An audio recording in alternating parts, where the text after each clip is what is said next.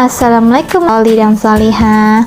Gimana kabarnya? Semoga selalu sehat ya. Hari ini pasti anak-anak masih semangat belajar kan?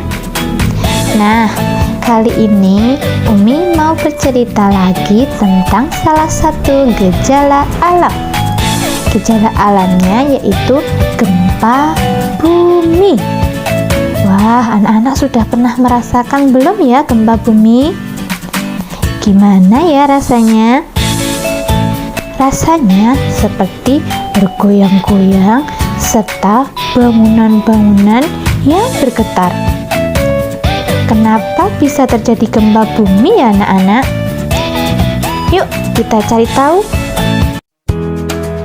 Gempa bumi. Tahukah Anda? Gempa bumi merupakan guncangan atau getaran lapisan bumi secara tiba-tiba yang diakibatkan oleh adanya pergeseran antara lempeng bumi.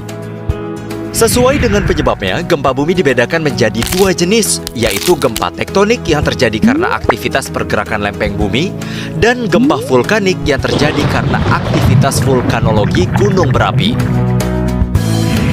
Gempa dengan skala yang besar dapat mengakibatkan kerusakan dan runtuhnya bangunan. Kejadian bencana tanah longsor dan tsunami pun kerap kali datang setelah gempa bumi. Waspadai kemungkinan gempa susulan maupun bahaya kebakaran. Nah, supaya kita siap bila terjadi gempa bumi, apa yang kita akan lakukan ya?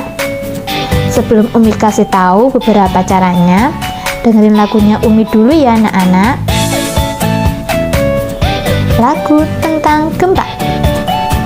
Kalau ada gempa, lindungi kepala. Kalau ada gempa, masuk ke kolong meja. Kalau ada gempa, jauhi kaca-kaca. Kalau ada gempa, lari ke tempat terbuka. Nah, sekarang Umi mau kasih tahu apa yang harus kita lakukan saat ada gempa bumi. Jika berada di dalam rumah atau gedung, jangan menggunakan lift.